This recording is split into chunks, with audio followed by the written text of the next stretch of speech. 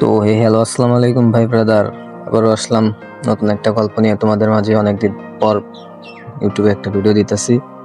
তো চলো গল্প শুরু করা যাক। গল্পের নাম হচ্ছে আমাবস্যার রাতের চিঠি। গল্পের মূল চরিত্রে একটি ছোট্ট গ্রামের বাস করা এক তরুণী, তার নাম মিতা। মিতা একদিন আমাবস্যার রাতে তাদের পুরনো বাড়ির ঘরের ছাদে থেকে একটি পুরনো চিঠি পায়, যা তার পূর্বপুরুষের থেকে লেখা।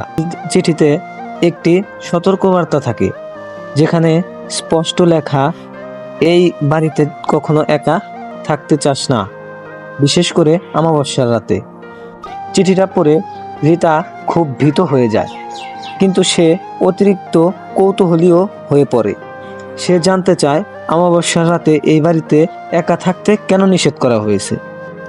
সে এই বিষয়টা জানার জন্য খুব আগ্রহী হয়ে পড়ে এবং সে অমাবস্যার রাতের অপেক্ষা করে এবং তাদের বাসার সবাইকে এই সব কথা বলে।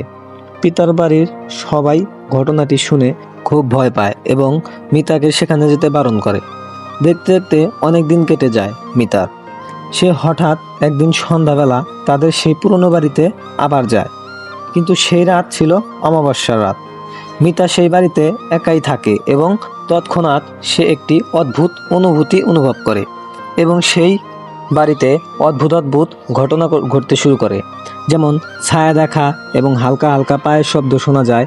এরপর সে খুব ভয় পায় এবং ভাবে এটা কোনো এক পুরনো আত্মা, যারা প্রতি অমাবস্যার রাতে সেই পুরনো বাড়িতে ঘুরে বেড়ায় এবং চিরকাল ধরে সমাধান চায়। তারপর মিতা তার হাতে থাকা সেই চিঠির নির্দেশ অনুযায়ী চেষ্টা করে আত্মাকে শান্ত করার, কিন্তু আত্মাগুলো যেন মিতাকে আরো ভয় দেখাতে শুরু করে। মিতা বুঝতে পারে আত্মাগুলো তার পূর্বপুরুষের দোষের ফলস্বরূপ বিধ্বস্ত। সে খুব ভয় পেল আর ভাবতে লাগলো, আত্মাগুলো আমার ক্ষতি করবে না তো? কিন্তু আত্মাগুলো মিতার কোনো রকম কোনো ক্ষতি করলো না।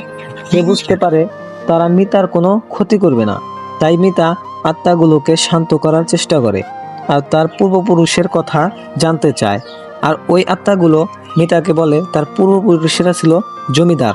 মিতার পূর্বপুরুষেরা গ্রামের মানুষের সাথে খুব খারাপ ব্যবহার করত, গ্রামের মানুষের সাথে জুলুম করত, অত্যাচার করত তাদের।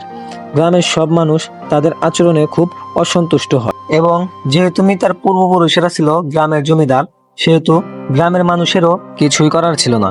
কিন্তু জমিদার বাড়ির ছোট মেয়ে একজন কৃষকের ছেলেকে ভালোবেসে ফেলে, কিন্তু ছেলেটি ছিল গরিব, আর গরিব হওয়ায় তাদের এই ভালোবাসা মেনে নেয় না মেয়েটির বাবা, কারণ মেয়েটির বাবা ছিল জমিদার। তাই মেয়েটি আর ছেলেটি একদিন পালিয়ে যাওয়ার সিদ্ধান্ত নেয়। কিন্তু এই কথাটা জমিদার মশাই জেনে যায় এবং সেই রাতে ছেলেটির পরিবার সহ আগুনে পুড়িয়ে মেরে ফেলে। আর সেই রাত ছিল পূর্ণিমার রাত। আর তারপর থেকে ওই গ্রামের ওই বাড়িটা অভিশপ্ত বাড়ি হিসেবে পরিচিতি পায়। তারপর থেকে গ্রামের যেই মানুষ ওই বাড়ির আশেপাশ দিয়ে যায় তাকেই তারা মেরে ফেলে আগুনে পুড়ে, ঠিক একইভাবে। তো গাইস, ভিডিওটি ছিল পর্যন্তই।